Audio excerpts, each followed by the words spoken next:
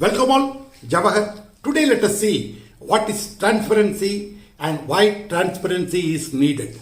Transparency is very important because unless there is a transparency, the accountability will not come in. So it's a two sides of a single coin. Unless there is a transparency, the accountability of the administration will not come up. Let us see what is the role played by an information in a democratic country. In a welfare state, in a democratic country, the power is vested with the people. Naturally, the people must be vested with the information. Information is power. When people are armed with this information, they will be able to take an informed decision. And informed decision making is very important. Eternal vigilance is the price that we pay for democracy. It is true with regard to the information also. So where the government is ready to give you the information, where the government voluntarily makes disclosure of the information, then it becomes easy for the individual to analyze and find out where we are, what we are, and how we are doing it. Today it is very, very easy for the government to put up the data on their website. For instance, if there is a debtor being processed, the government can put up the details of what is the qualification. Once it is over, the same details can be put up on the notice board, or it should be put up on the website, so that everybody from their mobile phone itself, smartphone itself, because today access to those information. The first point of good governance is transparency.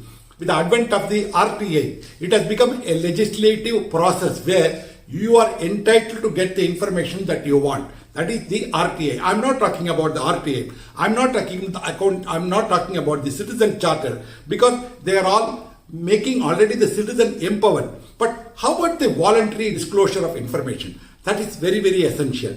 Similarly, when the government is coming out with schemes, it should come out very clearly as to what are the eligibility criteria. If those eligibility criteria are followed or not, it is for the social audit to take place. General public must be able to understand. Suppose there is a housing scheme in a village, we will find out who are the beneficiaries being given. So it gives what is called transparency. And when the transparency is there, people will be able to make the government accountable. This is very, very important, how the transparency gets people empowered, and they can question people in authority. There is always known as a tendency to hold the information in their hold, either by the bureaucracy or by the political establishment. Political dispensation may not like, but in a government, in a democracy, in a welfare state, it is a must that they should divulge those information to the people.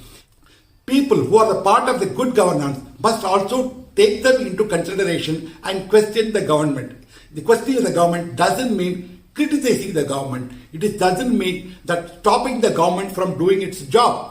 Not from, kind of threatening the officers, but it is other way around. It should be done in a positive manner. Where major decisions are being taken by the government, that should be disclosed to the public.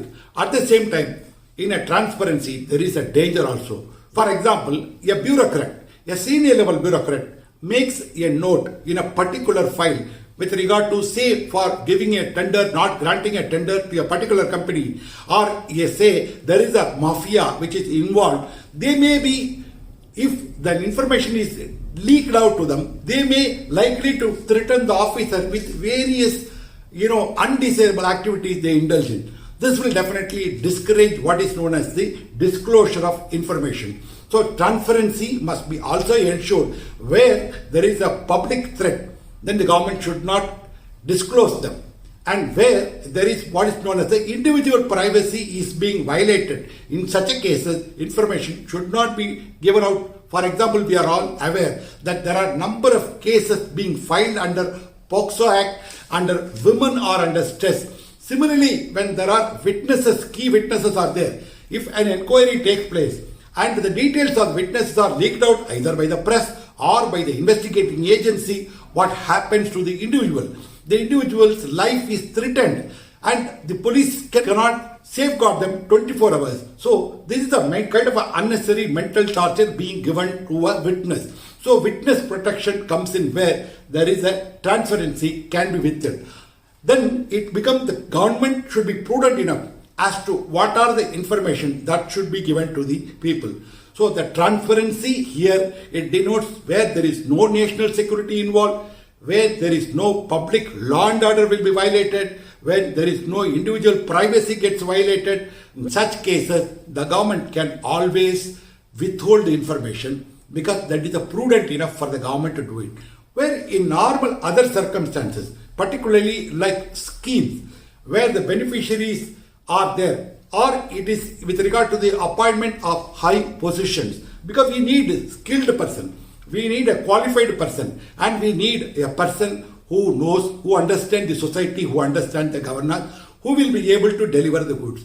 If in such cases the government already prescribes the qualification, proper advertisement should be given to them so that proper people should apply, and the government, once it finalizes such appointment, it should be known to the public. When it is known to the public, just not merely by the names, how they select, but it also very important at times the process, the way in which it has been processed also should be known to the people. A voter is just not meant merely a voting machine, but he has the right to get the information. He has the right to get a transparent administration. Once the transparency is there, the information flows, he will be able to, in a right manner, he will be able to question. And this will actually empower the people. Because every bureaucrat, every political dispensation is supposed to follow rule of law. There is a rule of law. Then they need to follow what is the procedure laid down in the law. That whether it is being followed or not can be found out only through this process. The natural justice is very important because natural justice principles are being followed, rule of law is being followed, then there is a transparency, and this transparency will usher in what we call an era of accountability. Till I meet you in yet another video, this is your Jawahar signing off. Bye-bye.